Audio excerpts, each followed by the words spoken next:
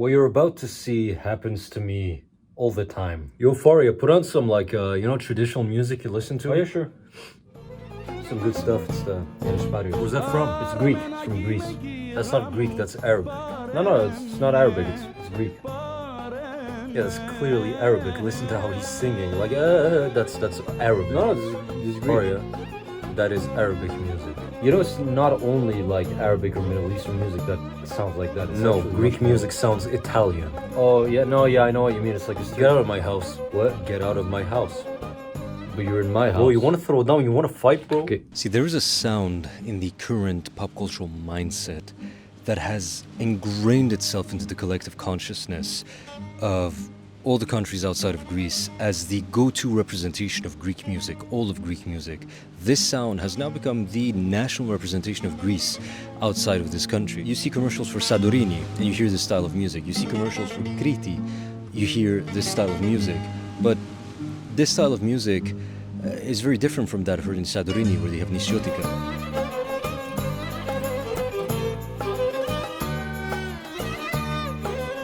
That's very different from the style of music in Kriti.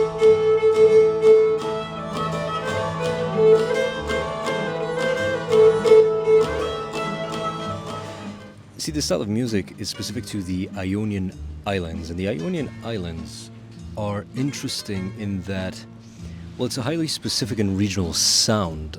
To represent the Ionian Islands as the representation of all of Greek music would be the equivalent of me finding the most remote Appalachian accent in the US and presenting it as the standard go-to North American accent, and it's simply not the case. It's a regional quirk, if you will. It's of a province. It's of a certain region.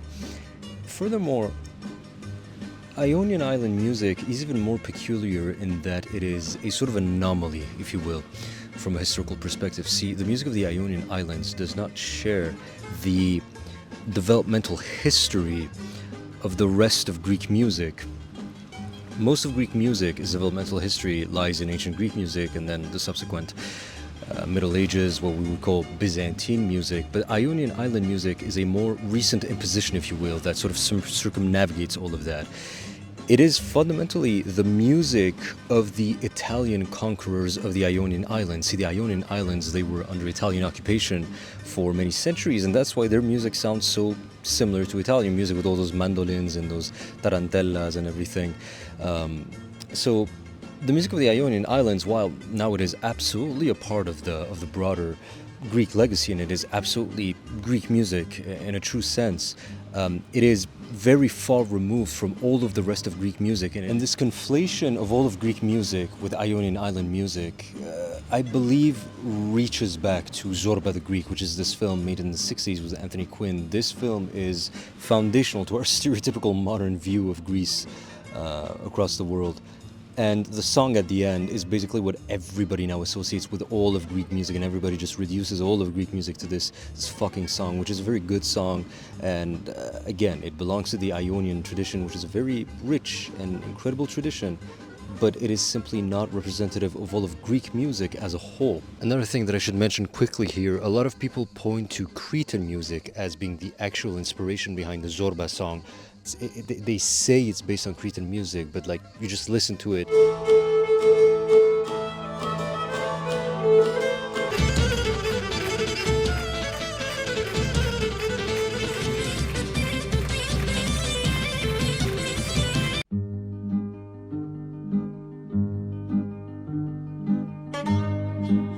So starting from the 60s, you have this style of music that becomes very popular due to the movie, and now it has stuck as the representative of all of Greek music. But historically speaking, again, the fundamental DNA that defines Ionian Island music is not that which defines most of Greek music historically. Most of Greek music historically is categorizable as being part of the broader oriental family, if you will.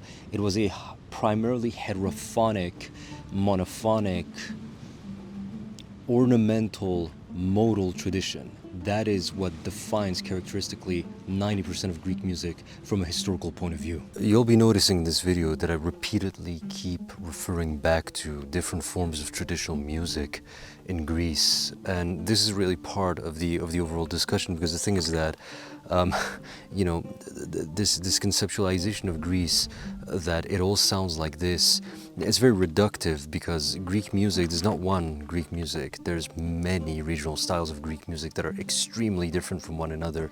So on one level, I think we shouldn't just take one style of Greek music and make it appear as if it's all of Greek music. But on the other hand, if you're going to do it with one of them, Ionian might be the last one you should do it with, right? Because Ionian is the odd one out by far compared to all of the others. All of the others at least share some developmental DNA, some sort of fundamental similarities with one another, whereas Ionian is completely the odd one out, basically. But why does Greek music even sound oriental in the first place? What happened to make it this way?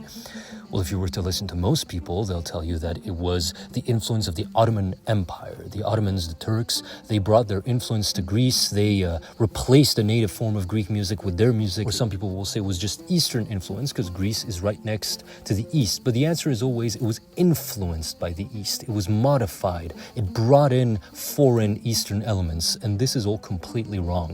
And we know it's wrong because the historical evidence shows us that the things that make, you know, Greek music sound oriental, these things were present in the Hellenistic era, thousands of years before the Arabs or the Turks could even have brought them to the Greeks. The things that make Greek music sound the way it does, for the most part, they're native to Greece. In fact, they seem to be internal Greek developments, and it's actually the Arabs and the Turks who adopted Greek musical practice and not the other way around. The things that make Greek music sound oriental are, for the most part, native to this land. We know they were there in Hellenistic times. It's pretty plausible that they stretch back to the classical era of Socrates and etc. Perhaps they even go back to the era of the Mycenaean kings entombed here behind me. Maybe not, but that scenario is far more plausible than the idea that it's the Turks and the Arabs who brought it to Greece. That's just impossible, and we know it's impossible. It was there in antiquity, thousands of years before. But you can just go watch my video in which I explain this through historical data and sources and everything. That's not what I'm interested in exploring right now. I actually want to ask another counter question in return, which is, why do we even ask this question in the first place? Think about it. Nobody ever asks, why does Arabic music sound Eastern? We just take for granted that it's supposed to sound Eastern. It doesn't even cross our minds to ask the question for Arabic music or Iranian music, why does it sound Eastern? Again, nobody ever thinks of asking why. We just accept it. But when it comes to Greek music, we do. Alternatively, nobody ever asks, why does French or Norwegian music sound Western? See, to me, the fact that we're even asking the question in the first place, why does Greek music sound Eastern? Why?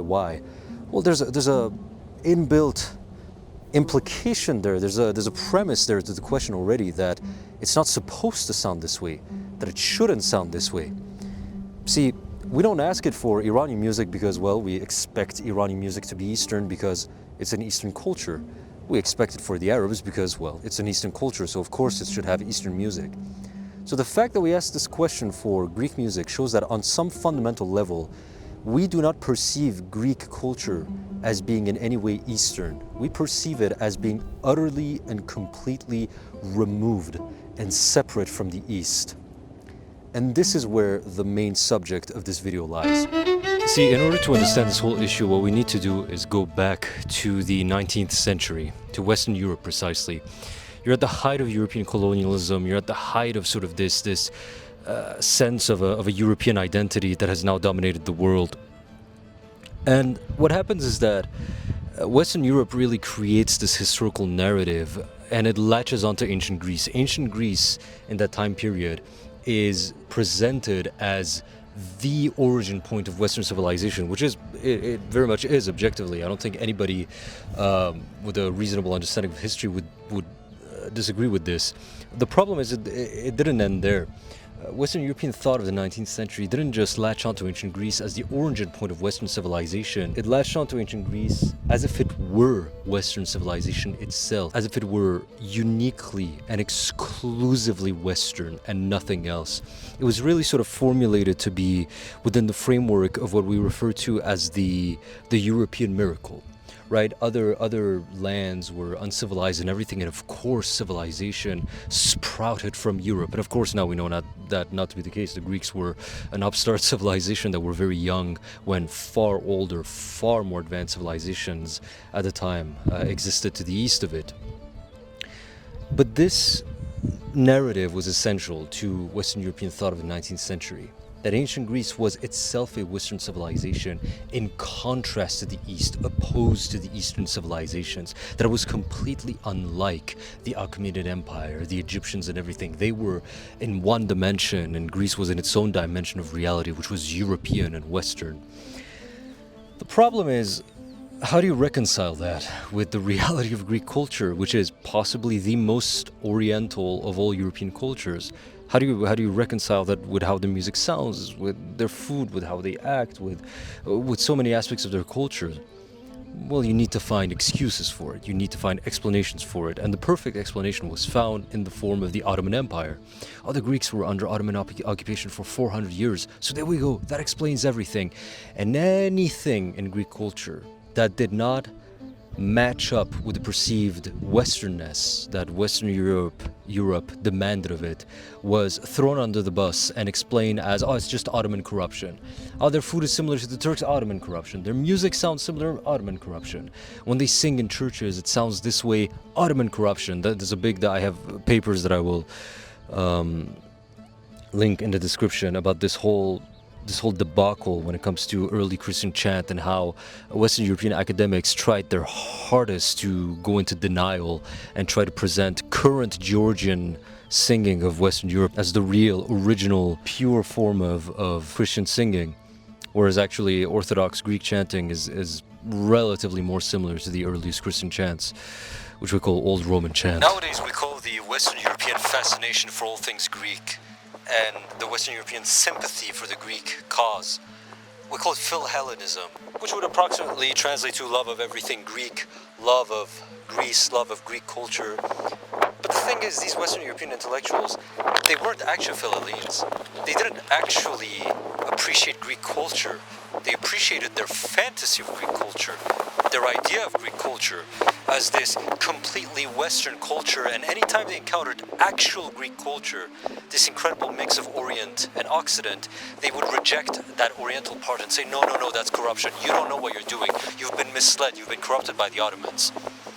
These supposed appreciators of Greek culture would go to Greece and tell them what their real culture is on the basis of, if it's not similar to us, then you're not actually Greeks. Why will Westerners be confused by ancient Greek and Roman music being Oriental in their minds? The answer is that Western Europe has essentially culturally appropriated Greco-Roman antiquity to be the bedrock of their civilization, and so they can only picture it in a manner which is relatable for them. This appropriation goes up until the end of the Western Roman Empire, at which point the Eastern Roman Empire becomes Byzantine, Greek, or Oriental, because their own Western culture had actually started to develop at this point. The irony is that, in Greece's case at least, this cultural appropriation was sold back to us starting in the 19th century, with the ancient Greeks being Western, and with our history under the medieval Roman Empire and subsequent Ottoman Empire being Eastern, thus giving us the impression that we had orientalized and that we had to go back to being Western. It's why classical antiquity has a place of privilege in modern Greece, while the subsequent medieval and Ottoman periods are denigrated, and why many Greeks will still say that many of the negative traits of modern Greeks are a leftover of Ottoman periods. It was disgusting because what you had was Western Europe continually cherry-picking whatever they approved of Greece as being truly Greek, and anything that did not match the narrative of the Westernness of Greece was, Turkish corruption. Turkish, it's not really Greek, it's not really Greek, it's just a Turkish corruption. You have Westerners coming to Greece and they're saying, oh, this kind of music, it's not real Greek music. It's like, why do you say that? Well, because it sounds Oriental, it can't be Greek. Because it's Oriental, it must be Turkish. It's historical, and this is not only historical revisionism, it's geographical revisionism. It is impossible for Greece, due to its geographical location, to be 100% Western and nothing else. It will always have naturally, intrinsically, by default, due to its geographical position, aspects of Eastern civilization that are native to it. But they came up with this bullshit myth, and because the reality of Greece did not match up with this bullshit myth, well, they had to find excuses, and so you just blame it on the Turks. So it's a case of you create a narrative, and then you cherry pick the facts, and you twist the truth so that it can fit the narrative, because the truth actually doesn't fit the narrative, because the narrative is a lie. And then one may ask, why is it that Ionian specifically was chosen to represent all of Greek music and not the others? Well, it ties back to this whole concept of the overall zeitgeist of the 20th century. You had centuries of Greece redefining its national identity through the lens of this complete pure European identity that is completely opposed to orientality, and it just so happened that they happened to have one style of music that sounded completely Western. The only style of music that happened not to have these oriental features was chosen to represent all of them, which is kind of funny, right? They've really chosen the exception, and the exception has now made its way to appear as if it's the rule in the minds of everybody. This actually applies to a lot of aspects of modern Greek culture which to Western Europeans seem oriental and are therefore assumed to be Ottoman impositions, even by many Greeks themselves, due to the influence of Western Philhellenes on the construction of modern Greek identity at the cusp of Greek independence and their particular European reception of ancient Greek culture. But none of this would have happened so easily had it not been for the acceptance of Greece. Because nowadays a lot of Greeks say that, the Western Europeans, they appropriated our culture, they tried to make it their own, and they came to our land and they start cherry picking and deciding what was really Greek and what was not for us. I think it's very true, but Greece allowed that. Not only did it allow that, it gobbled it up. It absolutely accepted this narrative and went with it. Because you have to understand, it may be easy now in retrospect to be judgmental, but back then this was about liberating themselves from the Ottoman Empire. And so within this framework, Greece was more than happy to accept this narrative. And it absolutely went with it. It completely went with it. To the point where when you reach the Metaxas government in the 30s, if I'm not wrong, the Metaxas government starts actively banning oriental-sounding instruments that are associated with an oriental sound, though they were part of the Greek heritage and had been for centuries, if not thousands of years. At this point, they were too heavily associated with the Turks and with the Orient, therefore they had to go. Because back then, the political necessity was to create this nation of Greece on the basis of this political narrative that it was the West incarnate, that we are Western, that we belong exclusively to the West, and that we are completely at odds with the East, etc. It was a case of, again, twisting the reality because you formulated a narrative that does not reflect the reality, and so now you have to correct reality to fit the narrative. A close equivalent that I know of personally as an Iranian is a lot of Iranians today will tell you, my land is not Iran, it is Persia. Do not say Iran, it is Persia. And these people are ignorant donkeys, because Iran is our ancient name. Iran is our ancestral name. Persia is the Western exonym that the ancient Greeks coined. But you have some of these idiots actually going, I am proud to be Persia, not Iran. But the reason why is because in the mind of many of these Iranians, Iran, it reminds the West of terrorism. When you say Iran, they think terrorism, and they think the government. If we say Persia, they think better. So okay, so what the fuck does that mean? It's still our name. Like, what do you mean? You see, we have to erase our own thousands of year old name on the basis of Western ignorance. You could have shown the facts to the Metaxas government. You could have showed them that, Uti, Kanonaki, etc., they were there way before the Turks had them, probably. The Byzantines were playing them. Hijazkar, this makam that sounds so oriental, it's actually, as far as we know, it originated in ancient Greece. This didn't matter back then. What mattered was associations of orientality. These elements were associated with the Orient, therefore they had to go. The facts do not matter when, in times of political duress, people need to create a certain narrative. Of course, I'm highly critical of this because in the immediacy of a certain decade, you can perform irreversible cultural damage. I mean, think about it. This is crazy. You had Greece basically butchering parts of its own cultural legacy just because it didn't fit with a certain narrative. a narrative, mind you, that was fostered outside of its land. And even today you speak to many Greeks. I know many Greeks who have given into this narrative that the original form of Greek music was a pure, unaltered Western European sound. And I often hear them say things like, oh, the Ionian island music is the real Greek music. I often hear that a lot. Often Greeks will they're going to be ashamed. Like, no, this is not the real Greek music. This is real Greek music. And they'll show you Ionian music. It's incredible how people themselves can be so... No, it's not just the Greeks, many other peoples. The thing with colonization, with colonialistic attitudes like these, is that you don't need to colonize a people completely. You just need to put some ideas in their heads, and they will end up colonizing themselves by themselves. It's one of the most insidious things, I think, about these forms of colonization. This kind of attitude, the attitude that has actually bought and internalized this foreign Northwestern propaganda, that you have lost your way, that everything Oriental in your culture is Ottoman corruption, that it doesn't actually belong to you. You show them that, oh, the Oriental parts, nothing to be ashamed of from a nationalist point of view. I don't have a nationalist point of view. If in Iranian culture you show that we have Arabic influences, great. We've become richer. I'm all for, I think cultures should intermingle and influence one another, but there are nationalists who don't like this. Let's consider their point of view. From a nationalist point of view, you tell yourself, well, they would be happy if you prove to them that, actually, no, the things that you were ashamed of because you thought they were Turkish, they're actually native to you. They go back to a long line that goes back to ancient Greece in some examples, in some areas. You would think that they would find pride in this, and yet they get angry. Greeks in Canada, you tell them, no, the Oriental parts, they're native to you. A lot of them go, no. And they go into denial, and they don't want to accept it. Because deep down, the reality that Greece is a complex Eastern Mediterranean culture that has always had natural, intrinsic, native affinities with the Middle East.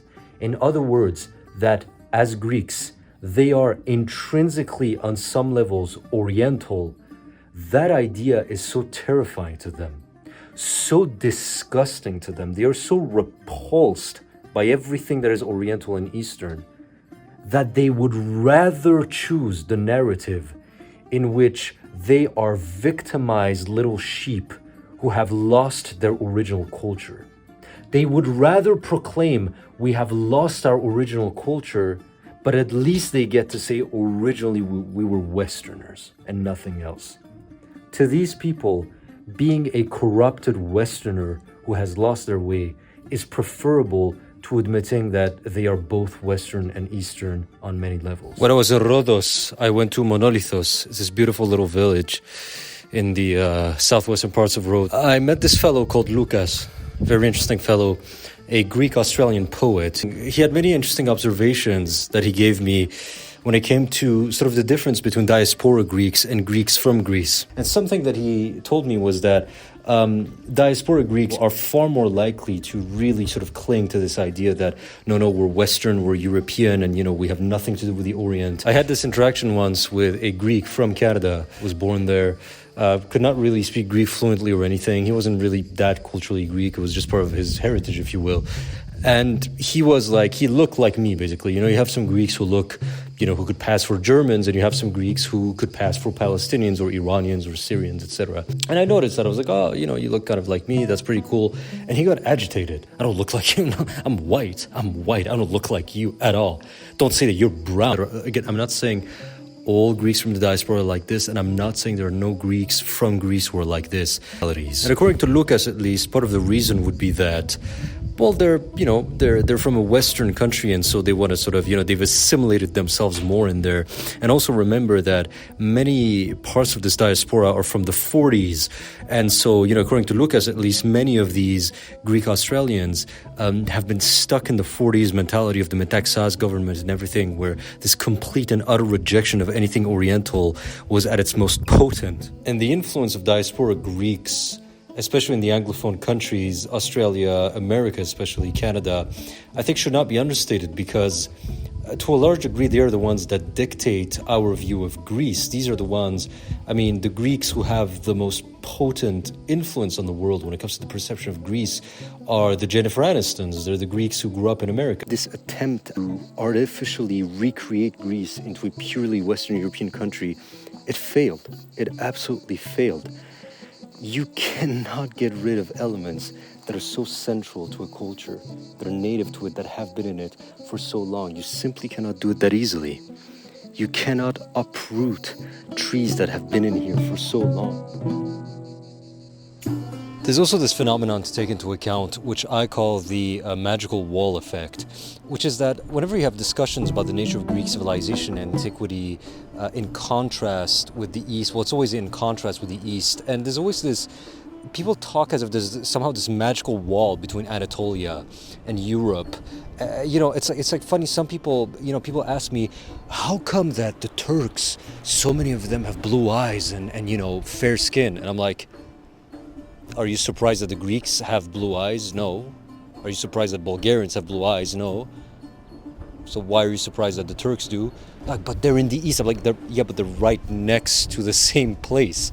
Like they're literally, that's the funny thing, right? People have this expectation that, that you're born on this side of the border, like 1 kilometer on this side of the border in Europe, you're supposed to be blonde, blue-eyed. Then 1 kilometer on the other side of the border, and you're supposed to be like Magohani brown. A lot of people have this idea about Middle Easterners that like we're all like the moment you cross the Bosphorus, everybody's literally brown. It's like, yeah, I'm Iranian, right? Like look at that chocolate brown skin of mine and of my mother's. It's like, we're not surprised that the Turks have Eastern music, but you move 1 kilometer on the other side of the border and suddenly it's supposed to all sound like Mozart sonatas. People have this idea that, again, there's this magic wall, and the moment you cross, suddenly you're supposed to be in a different universe, as if these cultures are not literally next to one another. Why are we surprised that the Greeks are more culturally similar to the Turks on so many levels than they are with the French? Oh yeah, the music sounds Eastern. You're in Turkey, makes sense. Yeah, totally, it makes sense. You're in Turkey. That's how the music is supposed to sound. We're in Turkey right now. Whoa! What does it sound like? Hey, why does the music sound Eastern? Bro, we're in Europe. Why the music don't sound European, bro? Yo, what the fuck is going on? Music sounds similar. Yo, the guy born here looks similar as the guy born on the other side. Whoa! This is so surprising to me. I have to ask the question, why? This is... I really don't want to be like rude or anything, but there's people politely asking me, I am so surprised. I hear Greek music and I was shocked and surprised. Do these people understand the concept of physical space?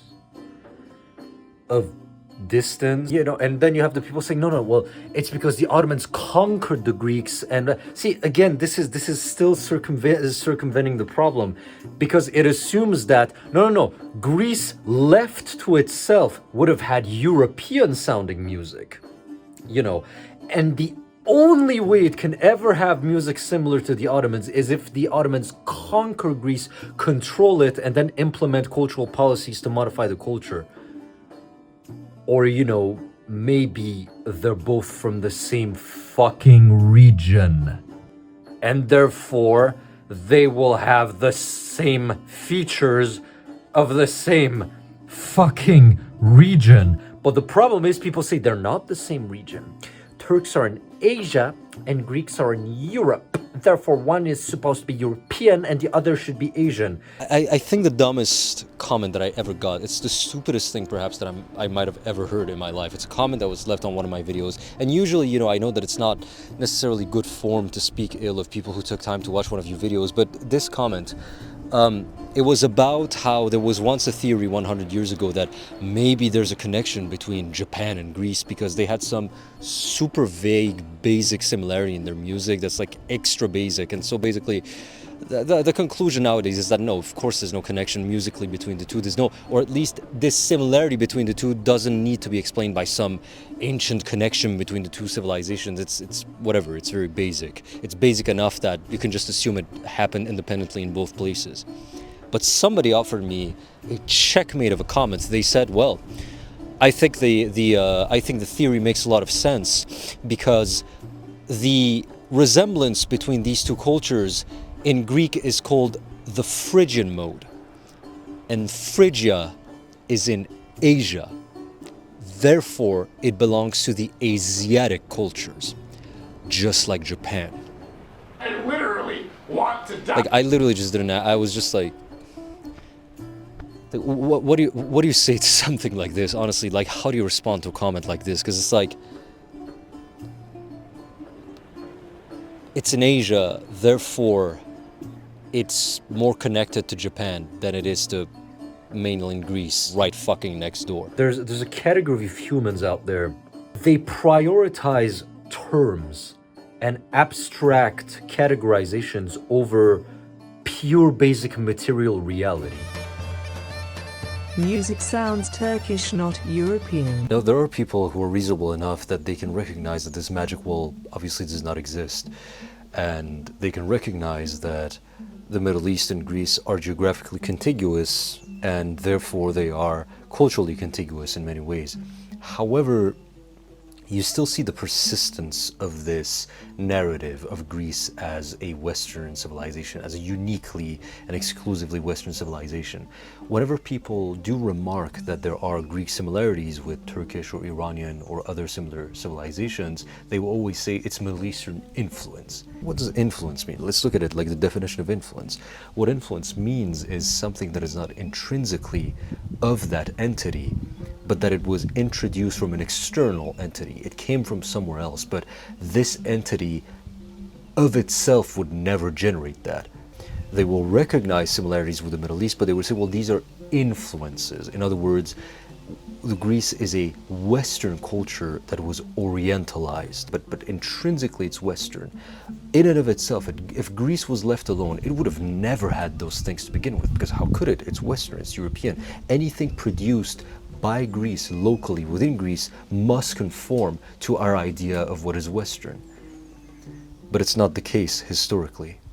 And what you realize now is so many things that are typically Eastern were conceived, developed, cultivated, and propagated by Greece. This secures Greece's place as one of the great Eastern civilizations, as much as it is also one of the Western civilizations. And why should that surprise us? Greece gave birth to the West, yes, but it was born out of the East. It was born out of the contact and the cultural exchange with Egypt, with Mesopotamia, with Iran, ancient Iran. That's where it came from. That's where it was born out of, the Eastern Mediterranean. Yes, Greece is the mother of Western civilization, but that doesn't mean she has to be fully Western herself. My mother is not me. My mother is from somewhere. She has her own identity. She has her own aspects that obviously were handed down to me, and I owe a lot to her. We're very similar, my mother and I, but she's still a distinct person.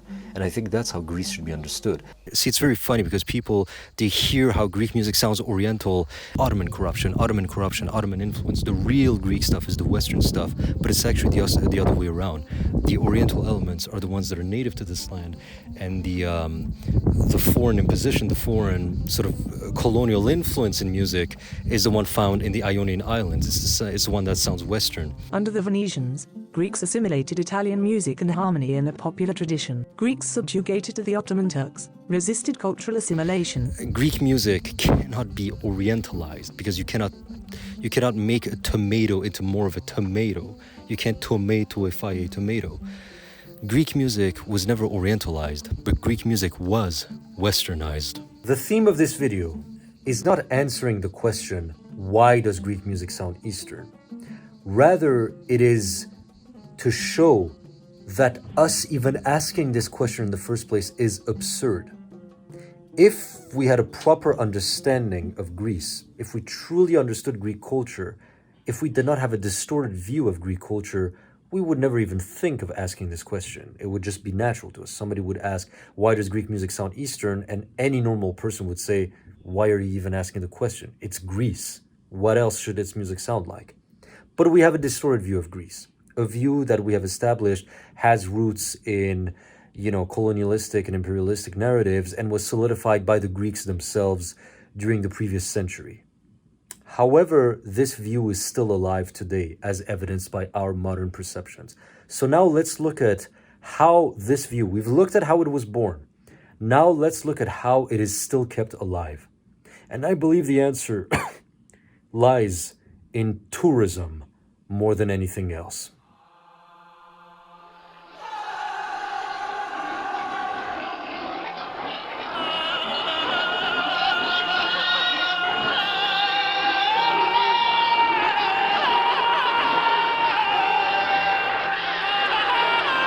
It's like a curse weighing on an entire landscape, and whoever goes too deep into this has his share of that curse, full of obscenity, vile and base.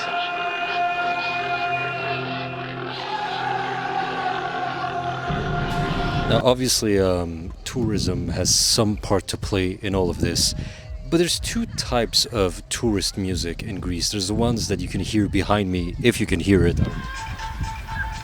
I don't know if you can hear it, but you've got these tourist resorts and those beaches where, you know, Americans just come here and they just want to sunbathe in the beach, and they just want to eat the exact same food they would eat in America anyway, and just drink the same cocktails and hear the exact same music, just Western pop music and dance music and everything.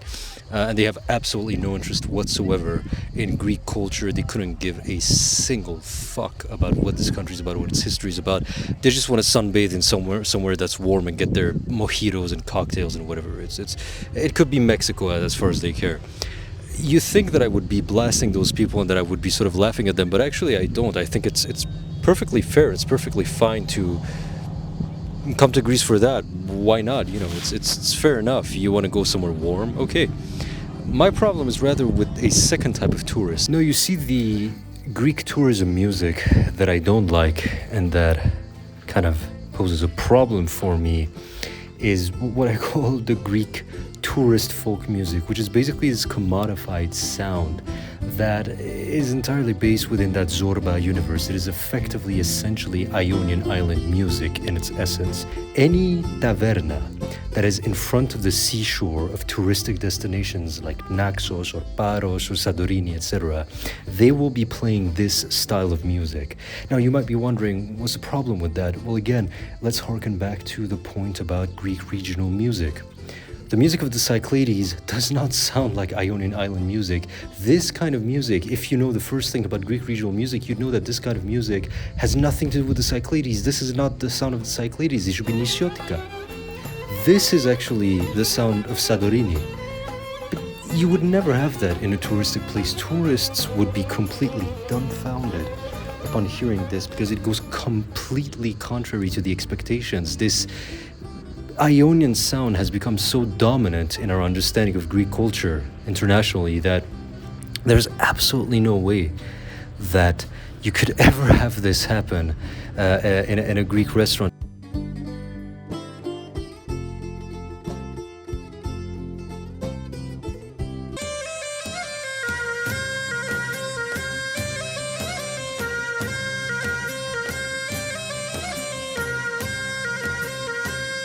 Trust me, I know. Every day in the comments of my Byzantine songs and the comments of my Greek songs, I have people saying, "What is this? Why does it sound Arabic? Why does it sound Arabic? It sounds Arabic. It's Arabic." Believe me, that is the norm, unfortunately. That's the problem that I have, because see, these kind of resorts, like the one that I was showing you before, they don't pretend to be Greek culture. They're not bullshitting anyone, and the people going there, they're not bullshitting themselves. Unfortunately, 99% of people who do come to Greece with the intent of enjoying the culture don't actually care about the culture. Not the real culture. Like the Philhellenes of the 19th century, they come here expecting the version of the culture that they've been fed. It's a vicious circle. You feed them an idea through pop culture, they come here expecting the idea from pop culture, so Greece itself has to cater to that idea from pop culture so that it doesn't end. And you know, the funny thing is, if you go to restaurants that are by the seashore, aka those that are frequented by tourists, you have Ionian island music in places where it actually doesn't belong, like the Kyklades or the Vaticanis. But you just go a few streets inside the city into the tavernas where, you know, there's no tourists, and you'll hear more local music. I actually have a a formula for it. If they serve kokoretsi, they're gonna have actual Greek music of the actual region. Because tourists don't want to eat kokoretsi, and they certainly don't want to hear actual nisiotika. Not most of them.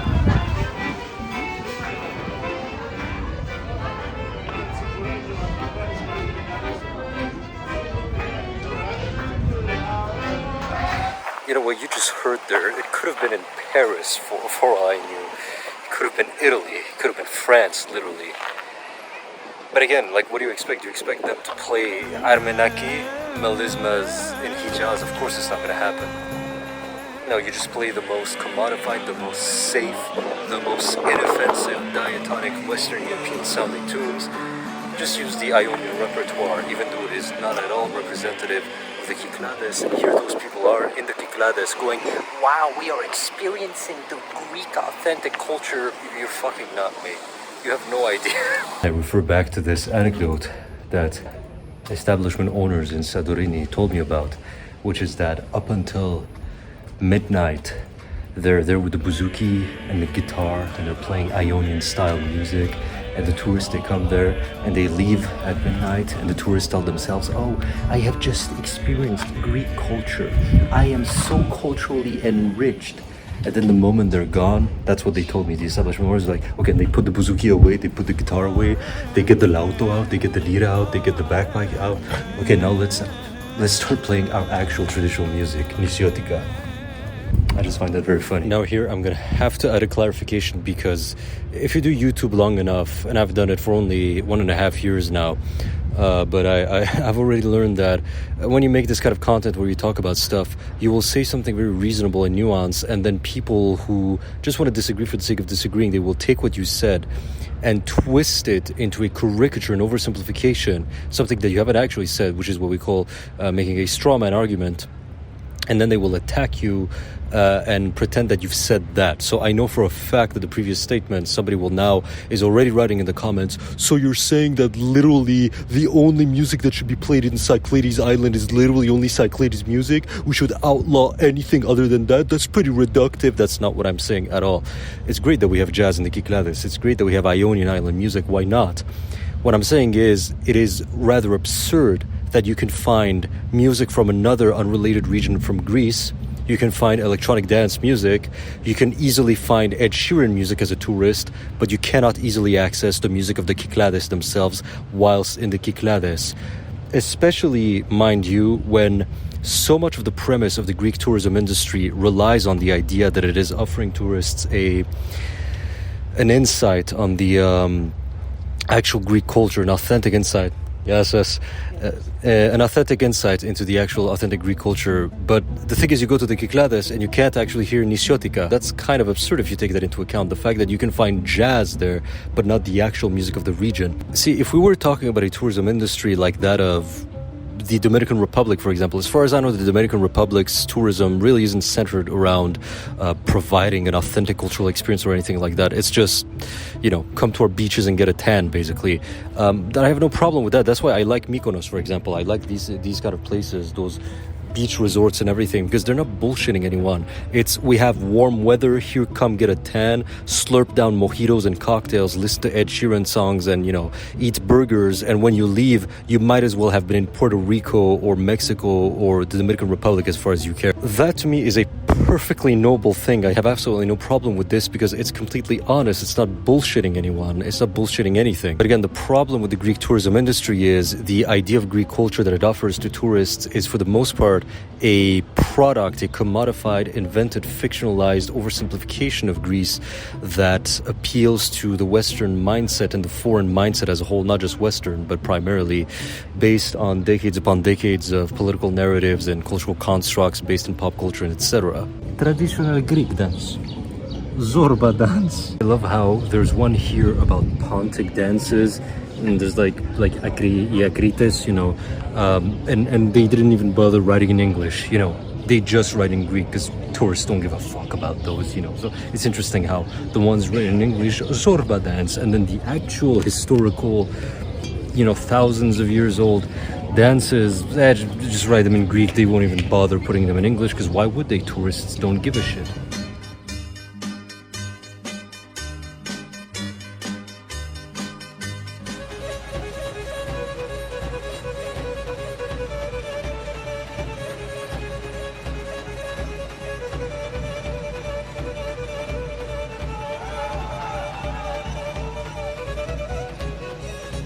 My first time in Greece was in October of 2021.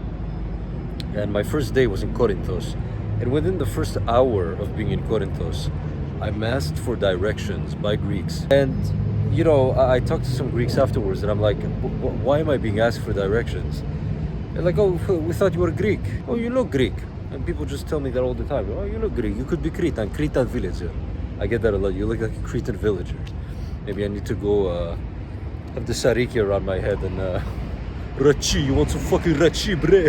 I'm sure that's a terrible impersonation. I'm sorry to Cretans. You know the funniest part? My initial reaction was, you're not allowed to say that. I didn't say that out loud, of course, but that was what I was thinking. I was like, you can't say that. Because what I was taught all my life was that 2,500 years ago, my ancestors, the Iranians, they came to these lands. They were met with the resistance of the white European race, represented by Leonidas, who fought the brown oriental race, represented by the Achaemenid Persian Empire.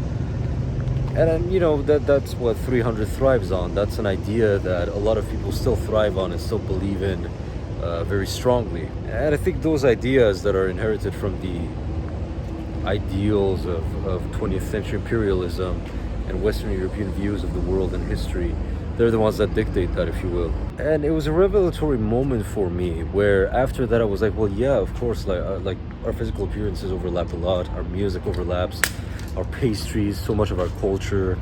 We all have a very siga sort of attitude in those countries. We're kind of chaotic, we're not too orderly. There's a lot of similarities, of course, and it made me realize that, you know, Leonidas and the Spartans and Xerxes, it wasn't blonde, blue-eyed Western Europeans fighting the brown Orientals. It was largely similar-looking peoples with cultures that were relatively more similar to one another than Leonidas' culture was similar to the Celts, right? Because you think of this idea of European identity and Western. Leonidas was fighting for Europe and for the West and for the white race. It's like, who were the Greeks more culturally similar to back then? Were they more culturally similar to the fucking Celts in north of Hadrian's Wall? It didn't exist back then. Were they more culturally similar to the Celts in Great Britain? Were they more culturally similar to the people right next to them? The Persians, with whom they had so much, and the other Iranians, with whom they had so much contact, so much contiguous. There has always been an exchange between Greece and the East. When people think of history, they usually focus in the wars, battles, famous generals, and so on. But between those periods of conflict are literally millennia of cultural movement, influences, and ideas going back and forth. As a Greek, I can't really picture what our own culture would look like without Egypt and Persia at our doorstep. I was talking with an Iranian girl who came to Greece to study, and she told me that she did not need any time to culturally adjust to the country. There are differences, of course, but she feels that the city around her is familiar, the food compatible, the weather relatable, and she said that Greek music sings to her. There are two Greeces. There's the actual historical Greece, the real Greece, a complex Eastern Mediterranean culture that always inhabited both East and West and has naturally attributes of both and is defined by that cultural richness and duality. And then there's the made-up Greece, made up by the Philhellenes, made up by this Western European narrative of 200 years ago. This is partly why even to this day, Greeks call themselves Kathi μας Ανατολή, which could be rendered our own East, our East. It is like the Greeks acted as some weird conduit, maybe even a refinery of sorts, between what we consider the Eastern and Western culture and tropes. As an Orthodox elder I heard said recently, the very emblem of the Orthodox Church is the two-headed eagle, facing both East and West, which defines its true nature. But one may now ask, Faria, is that really just the whole point of the video? Did you just make this video in order to tell us that Greece is culturally both Eastern and Western? Is that the end of it? Well, no, there's obviously a bigger point that I'm trying to allude to. Looking at Greece, its culture, its identity, its history, and understanding it without any preconceived biases leads us to a conclusion that the Western cultural zone and the Eastern cultural zone are not separate boxes, but rather a Venn diagram, overlapping circles. They influence one another. They have shaped one another. Of course, the more you move to the extremes, the more different they are. Certainly Iran is entirely Eastern, and certainly France is entirely Western, but there is this overlapping area which pretty much matches the Balkans, basically. And I think most Balkaners would agree to this. Bulgarians, Serbs, even Romanians to a large extent, I hear them. They often express that feeling to me, that they feel sort of in between East and West. Moreover, when looking at the history of music, when looking at the history of this region, we have to accept and understand that when you're dealing with antiquity, these cultural spheres do not exist as they do today. You know, the Romans fighting the Parthians were screaming, long live the European white Western civilization. As long as we keep to these, I don't think we'll ever have a good understanding of history, and thankfully most people don't have it anyway. It's just that we still have doses of it, I think, here and there in the way that we talk. The very fact that we ask the question, why does Greece have Eastern music, shows that we haven't completely understood that yet. We haven't learned our lesson yet. In a world where we perfectly understood our lesson, we would never ask, why does Greece have Eastern music? We would just, you know, somebody would ask, why does Greece have Eastern music? And somebody would say, because it's Greece. What the fuck do you expect? The era in which these cultures form requires us to do away with notions of East and West. And by the time the Middle Ages come in and we can safely start seeing the formation of the Eastern and Western cultural spheres, we still see an overlapping of them, and certain geographical zones are within that overlapping area and therefore answer to that. This is Cape Tripiti. This is the southernmost point in all of Europe. Europe literally does not go more to the south than this. Over there is Libya, and a little bit over there is Egypt. Egypt, which had its history intertwined with that of Greece during most, if not all, of antiquity. Of course, you have the early Egyptian influences on the nascent Greek civilization. You can think of the artistic influences on the Kuri statues, for example, with the archaic smile. And later on, Pythagoras traveling to these lands, bringing back so much of the wisdom of the sciences. And then later on, the Greeks, well, at least Greeks, would become the rulers of Egypt through the Ptolemaic dynasty. The reason I'm saying all of this is because when you look at the history of Greece, it was always deeply connected to those lands that we would call Oriental or Eastern. In a fundamental way, it was always one of them, right? I will die on that hill. I'm literally on a kind of hill. Hopefully I won't die here, but I will die on that hill that there is no, the Achaemenid Empire, the Phoenicians and everything, but Greece is special. Greece is, no, it was one of them. It was one of those civilizations. And that's what makes this country so beautiful. That's what makes this country so amazing. It has such an amazingly rich culture. It is defined by that dual identity. It's such a foundational aspect of its identity that to want to cherry pick only the Western aspects, or the other way around. You know, in 400 years, if the geopolitical situation changes and another counter narrative is created, where now suddenly Greece has to be presented, I'd be the first one, if I'm not going to be alive in 400 years, but I'd be the first one to say, no, this is also bullshit. It's really that dual identity that makes it so incredibly rich. I find it really sad that on the global level, we do not appreciate Greece for what it is. Greece, I believe, is actually a very misunderstood culture, because that should be the selling point in tourism marketing, right? The land between East and West. Like that should be the first thing that comes to mind when somebody thinks of Greece. That should be the advertising stuff, right? That's how we should perceive it in the global pop culture, but we don't perceive it that way. We perceive it as this fully European, fully Western, you know, gentle little Mediterranean country that's inoffensive, that's, you know, just a quirky little version of Italy. There's such a grit to this country, such a powerful orientality to it that is only made more beautiful by the fact that it is joined with the westernness of it. It's the only place on earth where the people can at once be just like the Italians and just like the Iranians, and have attributes of both and remind you so much of both. And to want to deny this is such a shame. Somebody once told me, a Greek, he once told me, Faria, to not embrace and appreciate the Eastern aspects of Greece is to not embrace Greece, because that's what Greece is, natively, intrinsically, inherently, not due to Ottoman destruction of the real Greek culture and replacement with foreign Oriental aspects. These Oriental aspects are built in the very nature of this land through its geographical location. I'm just gonna say nothing more from now on, so you can just log off the video, basically. I said I'm not gonna, so you can, because I want to like watch the sea in peace. Like you can, it's just kind of creepy if you're there, you know. It's. Could you please fuck off? Like no, like seriously, I'm done. Like please, bye.